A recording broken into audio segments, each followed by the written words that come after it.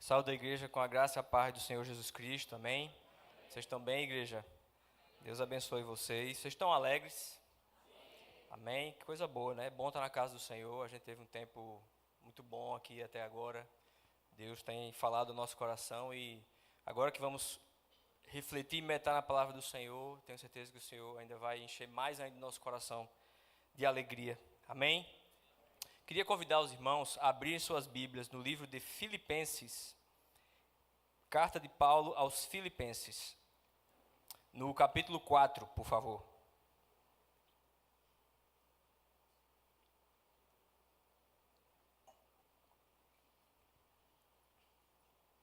Carta de Paulo aos Filipenses, capítulo 4, nós vamos ler apenas um verso, o verso de número 4.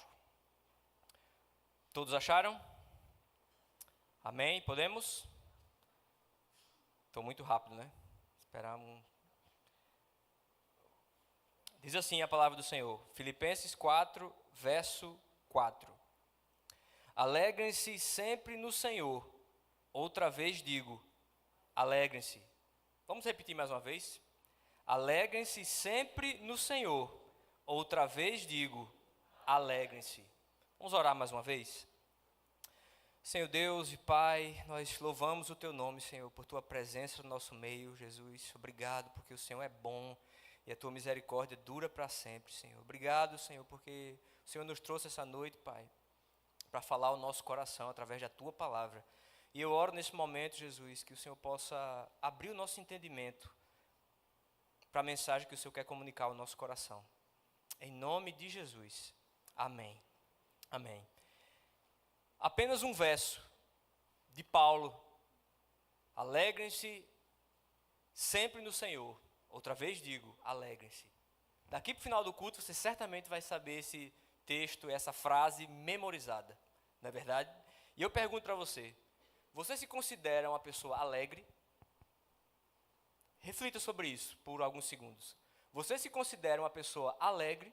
Sabe aquelas pessoas que chegam no trabalho de manhã cedo e às vezes irrita a gente de tão alegre que a pessoa é? Você já conhece alguém assim? Aquelas que você está logo cedo, de manhã, ali ainda está acordando. Tem gente que precisa de mais tempo para acordar, não é verdade? E aí você encontra essas pessoas logo cedo e a pessoa é alegre o tempo inteiro. E feliz, e está sempre de alto astral. Você conhece alguém assim? Eu pergunto, talvez você seja essa pessoa, não é verdade? É muito importante a gente refletir sobre a alegria, porque a alegria é uma das bases do reino de Deus. E é interessante a gente refletir e iniciar essa nossa reflexão aqui, fazendo uma pequena distinção conceitual entre felicidade e alegria. Felicidade tem a ver com o nosso sentimento bom em relação a situações externas. Aquilo que acontece ao nosso redor. Quando as coisas estão favoráveis, normalmente nós ficamos felizes. E de igual forma, quando as coisas nem sempre vão muito bem, nós tendemos a ser e ficar infelizes. Essa é a ideia conceitual básica de felicidade. Mas a alegria é diferente. Alegria é uma forma, uma atitude de encarar a vida. É algo que está dentro e não alguma coisa que está fora. Faz sentido o que eu estou dizendo? Uma pessoa alegre é uma pessoa que, apesar das circunstâncias, consegue sempre estar nessa atitude e nessa postura positiva. Percebe a diferença? Paulo, o autor dessa carta aos Filipenses, ele pode e deve ser considerado o maior teólogo de todos os tempos. Não só do período neotestamentário, mas de todos os tempos. O reverendo Hernandes Dias Lopes, em um dos seus livros, onde ele trata especificamente da vida de Paulo, ele vai além. E ele não só confirma que Paulo, de fato, foi o maior teólogo cristão, como ele ainda o descreve como o maior líder, missionário, evangelista e plantador de igrejas de toda a história do cristianismo. Esse foi Paulo, um homem que deixou um legado inquestionável. Paulo, ao longo do seu ministério, explicou, esclareceu e sistematizou doutrinas muito importantes para o cristianismo, como a justificação pela fé. Paulo falou da graça de Deus. Paulo falou da união com Cristo. Paulo falou sobre dons espirituais, sobre o papel da igreja e tantos outros assuntos.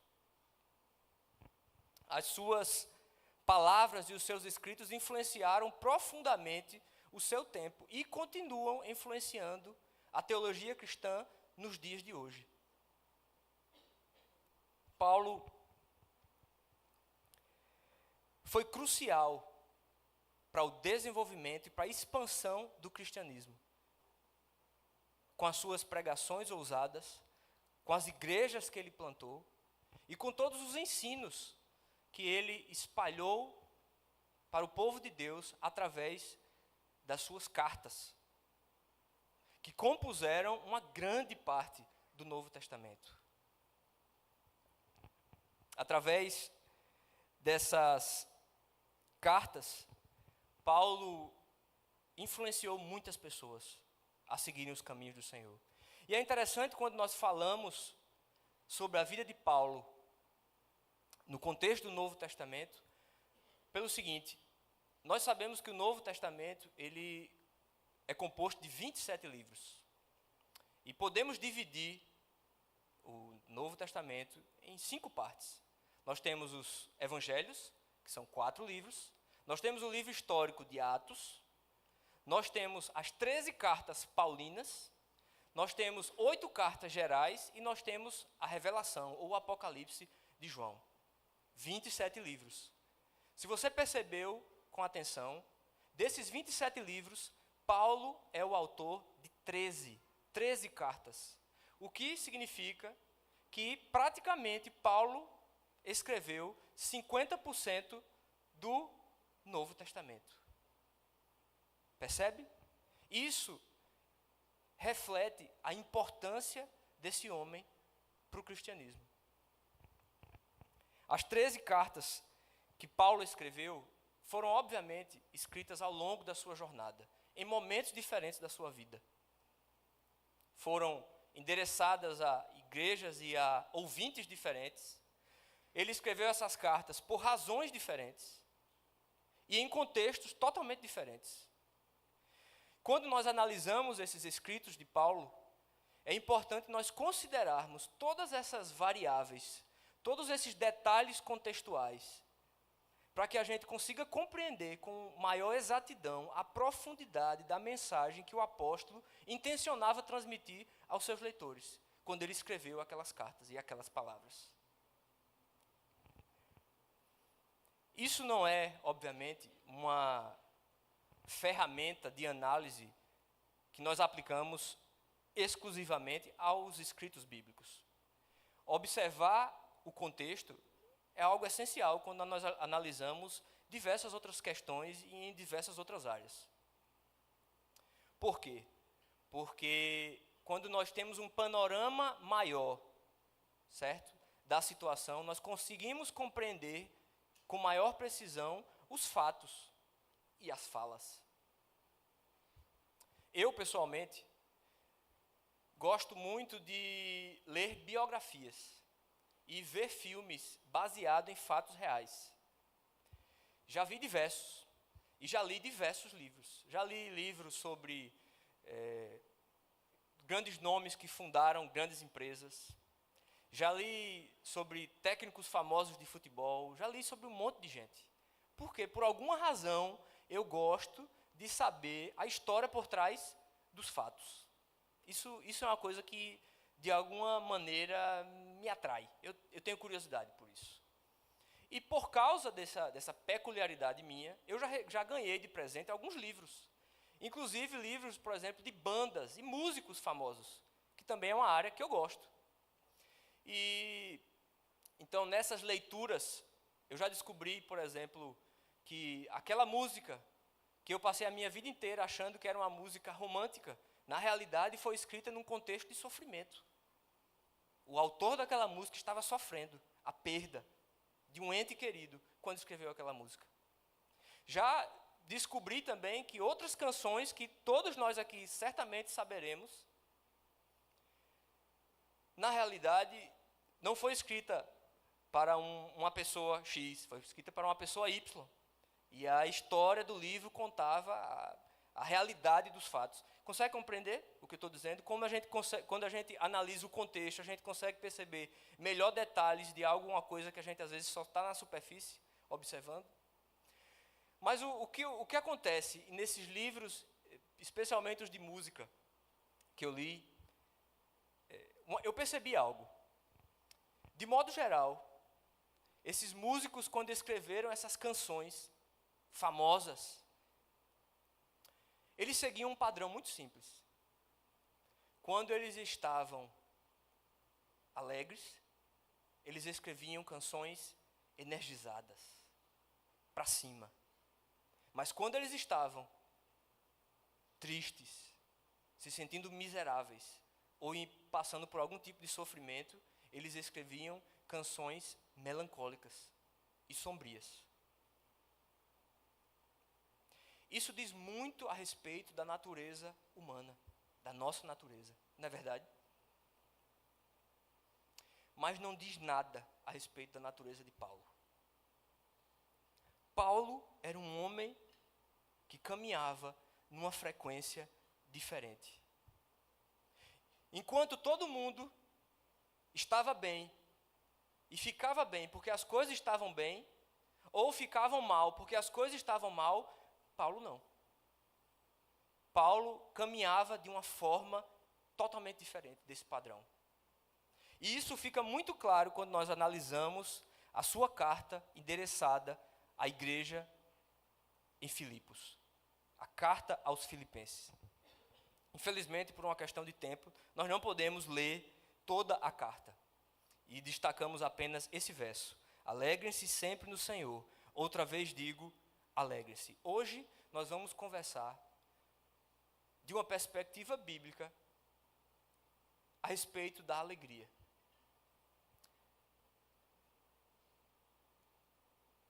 Qual que é a natureza da alegria? Em que situações, biblicamente, é esperado que nós, enquanto povo de Deus, manifestemos alegria? De onde vem essa alegria? E é sobre isso que nós iremos conversar. Historicamente, entrando um pouco e rapidamente no contexto da carta de Filipenses, o que aconteceu? Paulo, em sua segunda viagem missionária, isso está registrado em Atos capítulo 16, ele funda a igreja em Filipos. Ele prega o evangelho naquele lugar, algumas pessoas vão se convertendo, pessoas importantes inclusive no contexto daquela cidade, vão se convertendo. Então esse ajuntamento de pessoas dá origem posteriormente à igreja de Filipos. De forma bem resumida, foi isso que aconteceu. Acontece que a igreja em Filipenses desenvolveu um amor, uma afeição, uma cooperação especial com Paulo e o seu ministério. De forma que quando a gente lê os 4 capítulos de Filipenses, a gente consegue perceber o carinho e a gratidão no tom de Paulo se dirigindo à igreja em Filipos. O que é interessante, quando analisamos esse contexto, é o seguinte: a carta de Filipenses é uma das 4 cartas que compõem algo que ficou conhecido como as epístolas da prisão, juntamente com Colossenses, Efésios e Filemão. Filipenses, Colossenses, Efésios e Filemão. Paulo escreveu essas 4 cartas enquanto estava preso em Roma. Ele passou 2 anos preso em Roma e foi de onde ele escreveu essas cartas, que ficaram conhecidas como as epístolas da prisão. Ou seja, o que é que a gente precisa destacar aqui? No momento em que Paulo escreve essa carta aos Filipenses, ele está literalmente acorrentado. Ele está literalmente preso, vigiado 24 horas pela guarda pretoriana, que era a elite dos soldados romanos. Essa é a situação de Paulo quando ele escreve essa carta. É exatamente nesse contexto que ele diz isso aqui. Alegrem-se sempre no Senhor. outra vez vos digo, alegrem-se. O interessante é que essa carta de Paulo, escrita nesse contexto, ficou conhecida historicamente e teologicamente como a carta da alegria. Curioso isso, não é verdade? O interessante também é observarmos que Paulo não necessariamente, e a intenção primária de Paulo não era escrever uma carta aos filipenses para alegrá-los. O que estava acontecendo? Paulo estava preso, certo? A igreja de Filipos tinha um carinho muito especial por Paulo e eles estavam preocupados. Então eles juntaram uma oferta e mandaram para Paulo, enviaram para Paulo, em Roma, através de um membro da igreja chamado Epafrodito. Ele levou essa oferta para Paulo. Então Paulo escreve a carta aos filipenses, dentre outras coisas, claro, para quê? Para mandar um relatório para o pessoal de Filipos, explicando a sua situação, para agradecer também pela oferta que eles tinham mandado, certo? E para encorajar a igreja de Filipos a ficarem firmes nos caminhos do Senhor e a cumprirem os seus deveres enquanto cristãos. Esse é o contexto imediato da carta de Paulo, quando ele escreve aos filipenses. Acontece que, ao escrever essa carta, com essas razões, Paulo estava fervilhando de tanta alegria, de tanto contentamento, de tanto regozijo, que isso se destacou nas suas palavras e virou a marca registrada da sua carta, a carta da alegria. Alegrai-vos, alegrem-se sempre no Senhor. Outra vez digo, alegrem-se. Percebe que quando a gente analisa o contexto, automaticamente a gente passa a olhar essa frase de Paulo com outros olhos. Essa simples frase já não é mais tão simples. Quando a gente entende que Paulo estava encarcerado, ele estava vivendo um tempo de incertezas, irmãos. Ele sabia muito bem que tanto podia ser libertado, como podia ser decapitado. E é desse contexto que Paulo fala isso, escreve isso aos filipenses. Essa fala, que aparentemente parecia simples no início, ela parece agora mais complexa, na verdade. Até paradoxal, ou mesmo impossível. Porque perceba a ironia da situação. O autor da carta da alegria, aparentemente não tinha motivo nenhum para estar alegre. Ele estava encarcerado. E é desse lugar de incerteza a respeito do seu próprio futuro que Paulo escreve essa carta. E no verso 21 do capítulo 1, ele vai dizer, porque para mim o viver é Cristo e o morrer é lucro. Quando você lê a carta de Paulo aos Filipenses, você logo percebe algo. Você percebe e você encontra um Paulo que, apesar de todas essas situações adversas, ele está em paz. Paulo está bem.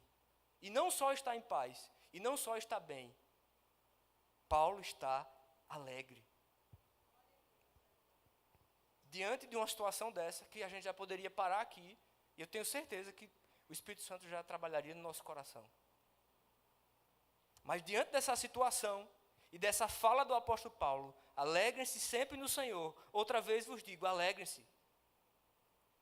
Considerando todo esse contexto, a pergunta que surge para a gente é, como é possível manter um coração alegre, mesmo quando tudo vai mal? Ou mesmo quando as circunstâncias não nos são favoráveis? É isso que nós vamos tentar descobrir hoje através da palavra do Senhor. E nós vamos iniciar analisando essa sentença de Paulo. Alegrem-se sempre no Senhor. Outra vez vos digo, alegrem-se. Filipenses é uma carta curta, pequena. São apenas 4 capítulos e 104 versos. E nesses 104 versos, aqui de Filipenses, Paulo usa a palavra alegria ou as suas variáveis, como regozijo ou contentamento, aproximadamente 17 vezes. Isso por si só já seria uma lição para a gente, diante dessa situação. Mas eu queria que a gente observasse algo mais. Perceba que ele diz, alegrem-se sempre no Senhor. O verbo aqui, alegrem-se, ele está no modo imperativo, certo? E o que é que isso significa? Isso significa que aquilo que Paulo está nos dizendo, ele não está o fazendo em tom de sugestão. O modo imperativo ele é utilizado para quê? Para nos transmitir uma ideia de ordem, de comando. E o que é que isso significa? Isso significa que Paulo está nos dizendo o quê? Olha, pessoal, alegria dentro do reino de Deus é um mandamento, não é uma opção.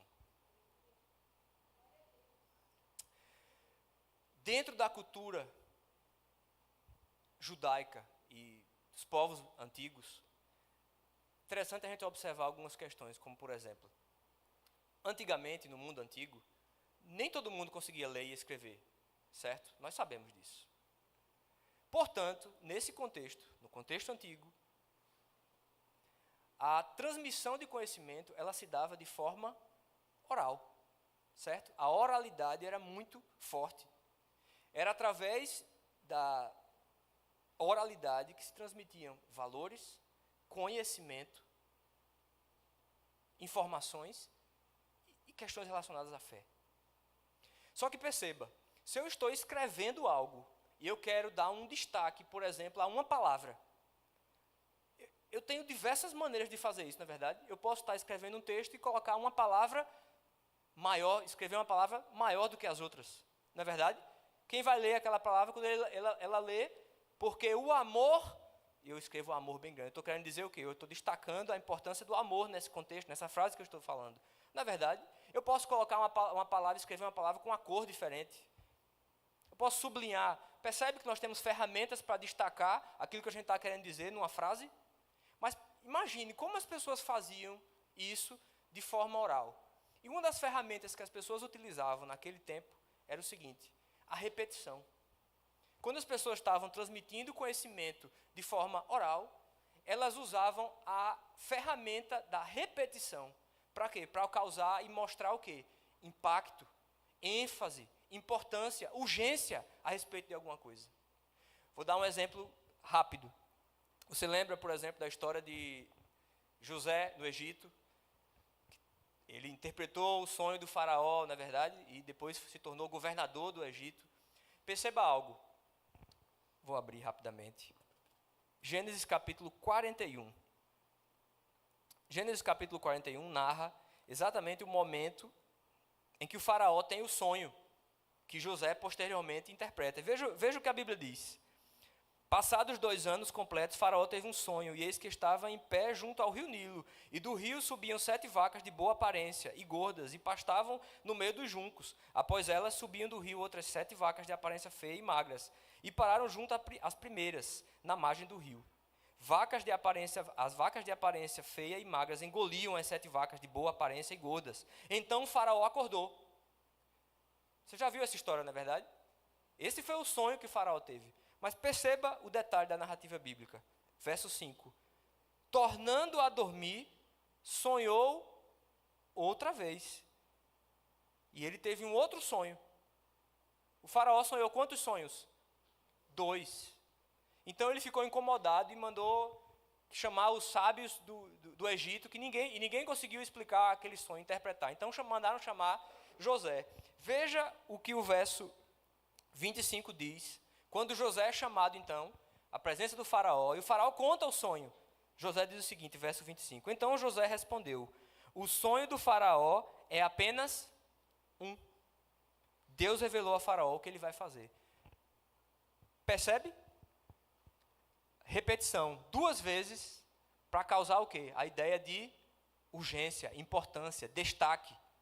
Isso a gente pode observar também, por exemplo, na narrativa bíblica de Abraão, quando foi sacrificar Isaac, quando estava prestes a sacrificar Isaac, Gênesis 22, ele escutou do céu a voz dizendo, Abraão, Abraão, não faça isso. A gente vê Êxodo capítulo 3, quando Moisés se encontra com Deus na sarça ardente, da mesma forma ele ouve a voz dizendo, Moisés, Moisés, repetição. Isso dá a ideia de ênfase. Ok? Todo mundo está comigo? Todo mundo está entendendo? O que acontece? Se nós observarmos e voltarmos aqui para o texto que estamos analisando, o de Filipenses, capítulo 2, nós vamos perceber que Paulo, além de repetir por diversas vezes a palavra alegria ao longo de sua carta, ele também repete na mesma frase 2 vezes. Alegrem-se sempre no Senhor. Outra vez digo, alegrem-se. Percebe que a ideia de Paulo aqui é causar o quê? A ideia da gente destaque, ênfase. Isso aqui é importante. Essa é a ideia de Paulo. Então, o que Paulo está fazendo quando ele nos diz, quando nos fala essa pequena fala aqui, o que é que ele está falando? Ele está dizendo, pessoal, isso que eu estou dizendo é extremamente importante para o cristianismo. Isso aqui que eu estou dizendo merece destaque nas nossas vidas. Isso aqui que eu estou dizendo é urgente nas nossas vidas. É isso que Paulo está falando.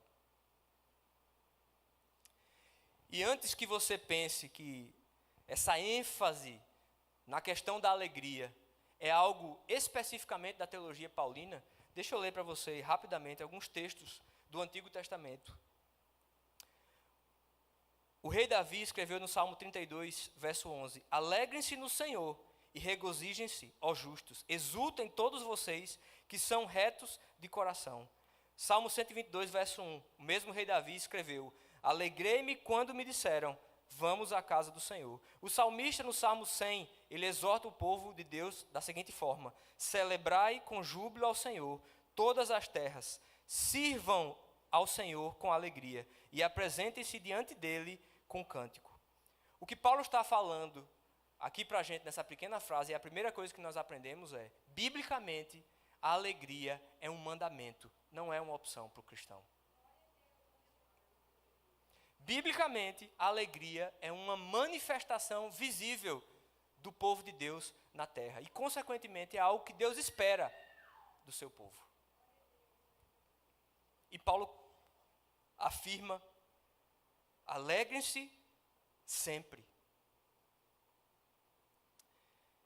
Essa segunda palavra que Paulo usa também é muito importante para a nossa reflexão. Essa palavrinha sempre, ela é um advérbio de tempo. E qual que é a função gramatical de um advérbio de tempo? Ele modifica o verbo e identifica qual que é a frequência que aquela ação daquele verbo deve ser repetida. Eu tive que estudar para falar isso, tá? Mas faz sentido para você? Veja bem, essa palavrinha está nos dizendo com que frequência aquele verbo, a ação daquele verbo deve ser executada. E a palavra que Paulo usou é sempre. Sempre. Em todo o tempo e o tempo todo. Nós devemos exercitar o mandamento da alegria sempre. Em todo o tempo.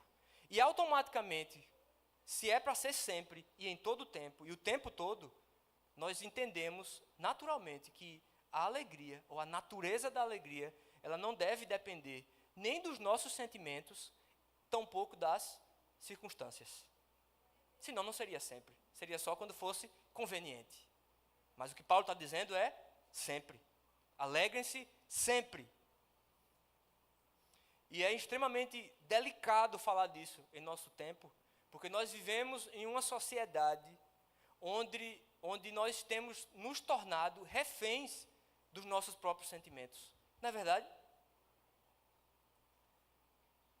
As pessoas têm dito, não reprima seus sentimentos. Não é isso que a gente está ouvindo por aí, nas propagandas, nos filmes, nas músicas. As pessoas têm dito, se isso te faz feliz, então faça. Se não te faz feliz, não faça. As pessoas têm dito, siga o seu próprio coração. E nós temos visto o que tem acontecido com a nossa geração, não é verdade? Pessoas que se confusas, que não sabem quem são, e ficam escravas dos seus próprios sentimentos. achando que são coisas que Deus não as criou para ser. O que a Bíblia nos diz em Jeremias capítulo 17, versículo 9, é exatamente o oposto disso. O profeta diz o seguinte: enganoso é o coração, mais do que todas as coisas, e desesperadamente corrupto, quem poderá compreendê-lo? Paulo, segundo aos Coríntios 5, 7, ele diz: porque nós andamos por fé, e não pelo que vemos. Perceba que o que o profeta Jeremias disse, o que Paulo falou aqui, diz respeito a isso. Nós não somos um povo criado por Deus para caminhar e pautar as nossas decisões pelos nossos sentimentos e pelas nossas circunstâncias. Não é pelo que nós vemos, mas é pelo que nós cremos. E a base da fé é o quê? Certeza, é convicção. É isso que diz a Bíblia. A fé é a certeza das coisas que se esperam e a convicção dos fatos que não se veem. Nós somos chamados a caminhar em alegria, sempre, independentemente dos nossos próprios sentimentos e das circunstâncias que nos rodeiam. É isso que Paulo está nos ensinando. Interessante quando a gente olha a vida de Paulo nesse contexto, talvez a gente pense assim, tudo bem, essa situação de Paulo aqui em Filipenses foi complicada, mas será que a vida de Paulo foi tão complexa assim? Será que ele não teve um êxtase de alegria quando ele estava escrevendo a carta de Filipenses? E somente nesse momento da sua trajetória ele falou sobre esse assunto? Será? Não, a resposta é não. Como eu disse, Paulo escreveu 13 cartas. Cronologicamente, 1 Tessalonicenses, 2 Tessalonicenses, Gálatas, 1 Coríntios, 2 Coríntios, Romanos. Então vieram as cartas, as epístolas da prisão. Filipenses, Colossenses, Efésios e Filemão. E depois 1 Timóteo, Tito, e a última carta que Paulo escreveu foi 2 Timóteo. Percebam uma coisa, a carta de Paulo aos Filipenses foi a 7ª carta que ele escreveu. E ao longo de toda a sua jornada, antes disso, Paulo falou muito sobre alegria. E Paulo falou muito sobre alegria, enfrentando situações extremamente complexas, como ele mesmo diz, em 2 aos Coríntios, capítulo 11, enfrentando situações, perigos de morte, são as palavras que Paulo usa. Veja bem o que ele diz em 2 Coríntios 11, a respeito da sua própria vida, das coisas que ele já tinha enfrentado. Ele diz o seguinte: 5 vezes recebi dos judeus 40 açoites menos 1. 3 vezes fui açoitado com varas, 1 vez fui apedrejado, 3 vezes naufraguei. Fiquei uma noite e um dia boiando em alto mar, em viagens muitas vezes, em perigos de rios, em perigos de assaltantes, em perigos entre patrícios, em perigos entre gentios, em perigos na cidade, em perigos no deserto, em perigos no mar, em perigos entre falsos irmãos, em trabalhos e fadigas, em vigílias, muitas vezes em fome e sede, em jejuns, muitas vezes em frio e nudez. Meu Deus do céu, se tinha alguém que poderia falar sobre circunstâncias adversas, essa pessoa foi Paulo. E em todas as suas cartas, antes de Filipenses, Paulo falou sobre alegria, mesmo tendo passado por tudo isso aqui. Olha o que ele diz em Tessalonicenses 1, 5, 16. Alegrem-se sempre. Gálatas 5, 22. Mas o fruto do Espírito é amor, alegria, paz, longanimidade, benignidade, bondade, fidelidade, mansidão e domínio próprio. Em 2 Coríntios 7, 4, Paulo diz: estou muito animado, transbordo de alegria em toda a nossa tribulação. Romanos 14, 17, Paulo diz: porque o reino de Deus não é comida nem bebida, mas justiça, paz e alegria no Espírito Santo. Nós podemos afirmar, meus irmãos, sem medo de errar, que a alegria não foi só apenas uma marca da carta de Paulo aos Filipenses, foi uma marca do ministério de Paulo. Paulo foi um homem que, apesar de todas essas situações, caminhou com o coração cheio de alegria. E a pergunta para a gente é: de onde vinha essa alegria de Paulo? Qual que era o segredo de Paulo? Será que Paulo era um cara que ele conseguia olhar o lado bom das coisas? E talvez por isso ele fosse um cara positivo, a gente dissesse, um cara alto astral? Será que era esse o segredo de Paulo? A resposta para essa pergunta, ela se encontra na própria frase que lemos. Porque Paulo diz o seguinte: alegrem-se sempre no Senhor. Esse é o segredo da alegria na vida de Paulo. O segredo da alegria na vida de Paulo era que a sua alegria não vinha dele mesmo, mas vinha do Senhor. Somente dessa forma seria possível passar por tudo que Paulo passou e manter a mesma postura alegre, enfrentando todas aquelas situações mais alegre. As pessoas perguntariam: Paulo, você está preso, como é que você está? Eu estou bem. Não só estou bem, eu estou em paz e eu estou alegre. Isso é incrível. Acontece que a Bíblia está cheia de outros versos que nos indicam e confirmam que a fonte da verdadeira alegria está no Senhor. Neemias 8:10, esse líder que Deus levantou para reconstruir os muros de Jerusalém no período pós-exílico, ele diz o seguinte para o povo, os encorajando: não fiquem tristes, porque a alegria do Senhor é a força de vocês. Davi, no Salmo 16, verso 11, ele diz: tu me farás conhecer a vereda da vida, a alegria plena da tua presença, eterno prazer à tua direita. O mesmo rei Davi escreve no Salmo 4, verso 7: encheste o meu coração de alegria, alegria maior do que a daqueles que têm fartura de trigo e de vinho. O salmista no Salmo 43, verso 4 diz: então irei ao altar de Deus, que é a minha grande alegria, com harpa te louvarei, ó Deus, meu Deus. Você percebe como a Bíblia claramente nos indica que a verdadeira fonte da alegria está onde? Está na presença e na pessoa de Deus. Isaías, o profeta, grande profeta Isaías, que foi o profeta que mais profetizou a respeito de Jesus, ele diz o seguinte no capítulo 61, verso 10 do livro de Isaías: regozijar-me-ei muito no Senhor, a minha alma se alegrará no meu Deus, porque me vestiu com as vestes da salvação. O que Isaías está querendo mostrar para a gente é que nós devemos nos alegrar na salvação que nós recebemos da obra redentora de Jesus Cristo na cruz do Calvário.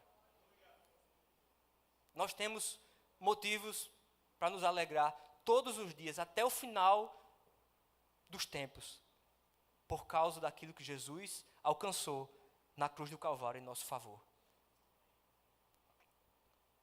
Todos esses versos, certamente, já seriam suficientes para que a gente percebesse não só a importância da alegria no contexto bíblico, como um mandamento, como algo além dos nossos próprios sentimentos e da nossa própria situação e circunstâncias. Mas Paulo ainda deixa isso mais claro na sua carta aos Filipenses. Você lembra que no início eu comentei que ao longo dos 104 versos da carta aos Filipenses, Paulo, ele cita a palavra alegria e suas variáveis 17 vezes? Paulo, nesses 104 versos da carta aos Filipenses, ele fala de Jesus Cristo 61 vezes. Veja rapidamente o verso 1 e 2 do capítulo 1, como ele começa a carta aos Filipenses. Paulo e Timóteo, servos de Cristo Jesus, a todos os santos em Cristo Jesus, inclusive bispos e diáconos que vivem em Filipos, que a graça e a paz de Deus nosso Pai e do Senhor Jesus Cristo estejam com vocês. Em 2 versos, Paulo fala de Jesus Cristo 3 vezes, e ele faz isso 61 vezes ao longo de sua carta. De forma que fica muito claro para a gente perceber o óbvio. Paulo estava cheio de alegria, porque Paulo estava cheio de Jesus Cristo. Exatamente por isso que Paulo era um homem alegre. A alegria de Paulo não era sustentada pelas circunstâncias da vida. Era sustentada pela nova vida que ele havia recebido mediante o perdão dos seus pecados em Cristo Jesus. A alegria persistente e teimosa de Paulo era uma resposta apropriada à graça de Deus derramada sobre sua vida na pessoa de Jesus. Eu digo a você, meu irmão, minha irmã, Deus é poderoso para mudar as situações, para fazer o impossível, para abrir portas que estão fechadas, para curar pessoas. Deus é poderoso para fazer isso, para transformar as situações, para transformar as circunstâncias desfavoráveis da nossa vida. Deus é poderoso para fazer isso. Mas hoje, a palavra do Senhor para as nossas vidas não é sobre o poder que Deus tem para mudar as circunstâncias. A palavra do Senhor para as nossas vidas hoje é sobre o poder que Deus tem de transformar a nossa vida e encher o nosso coração com uma alegria, mesmo quando as circunstâncias não mudam. Paulo simplesmente se recusou a viver a partir do padrão humano. E ele encorajou os filipenses a fazerem o mesmo. No capítulo 1, no verso 27, ele diz: vivam de modo digno o evangelho de Cristo. E viver de modo digno para Paulo, o evangelho de Cristo, era viver com o coração cheio de alegria o tempo inteiro, apesar das circunstâncias. Como é possível ter um coração alegre mesmo quando tudo vai mal? Lembra da nossa pergunta do início? E a resposta para essa pergunta é: vivendo uma vida com Jesus. Essa é a única forma. Quando caminhamos com Jesus, o nosso corpo, ele pode até estar preso, acorrentado, mas o que importa mesmo é que a nossa alma está livre. Livre por causa da obra redentora de Jesus Cristo na cruz do Calvário. Portanto, meu irmão e minha irmã, eu perguntei para você no começo: você se considera uma pessoa alegre? Você se considera uma pessoa cheia de alegria? Espero que você tenha percebido que essa alegria da qual eu me refiro, ela só pode ser encontrada em Jesus Cristo. Queria convidar a banda para subir